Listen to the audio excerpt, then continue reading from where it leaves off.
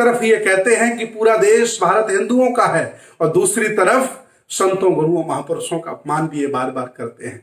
बाबा जी, आपने अपनी ऐतिहासिक परिचय कराया है और आपने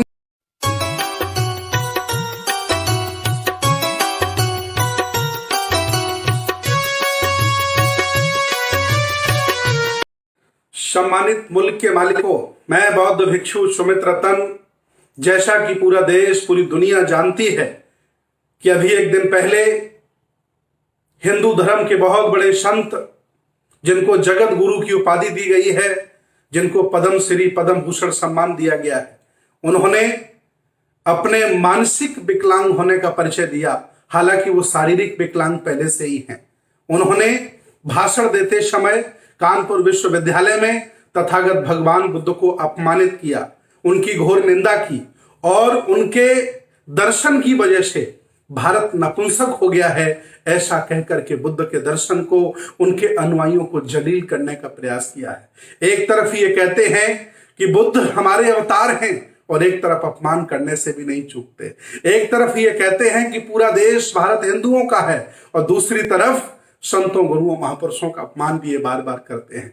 बाबा जी, आपने अपनी ऐतिहासिक परिचय कराया है और आपने जो भी बोला है, इससे आपकी मानसिकता, आपकी सोच और आपकी बुद्धिमत्ता झलकती है।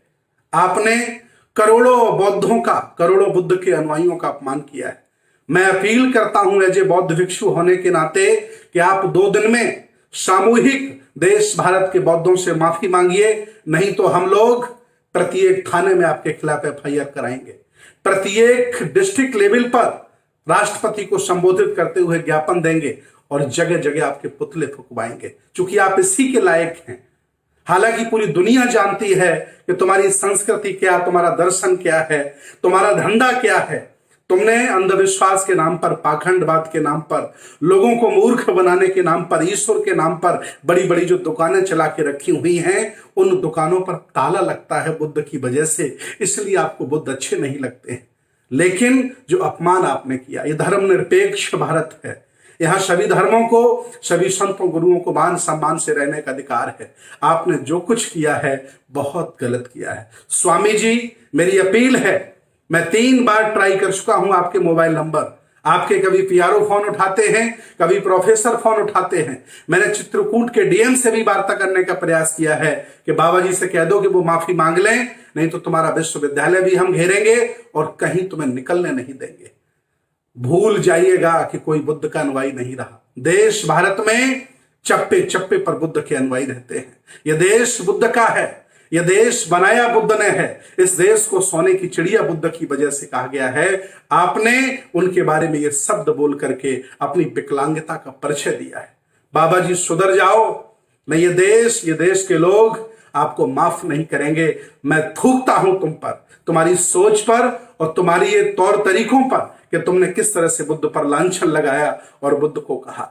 मैं बता दूं, दुनिया में 2 ही तरह के लोग हैं। एक वो हैं जो ईश्वरवादी हैं, जो परजीवी हैं, दूसरों पर आश्रित रहते हैं, भय का भूत बनाकर, भगवान का भूत, ईश्वर का भूत बनाकर के लोगों को ठगते हैं। और दूसरे वो लोग हैं जो विकास पर विश्वास करते हैं। वो ये नहीं मानते हैं कि दुनिया किसी ने बनाई है, वो ये मानते हैं कि दुनिया का धीरे धीरे विकास हुआ है। बुद्ध भी यही मानते हैं कि दुनिया का धीरे धीरे विकास हुआ है। संसार परिवर्तनशील है। 1250 साल बुद्ध के दर्शन ने शासन किया है। आज आपको मौका मिला है, सम्मान करिए, न हमको मौका मिलेगा फिर हम भी वही करेंगे। हालांकि मेरे संस्कार, मेरी संस्कृति, मेरा दर्शन ये इजाजत नहीं देता कि अगर कुत्ता काट ले तो कुत्ते को हम काटें। आपने कहकर के अपना परिचय दे दिया।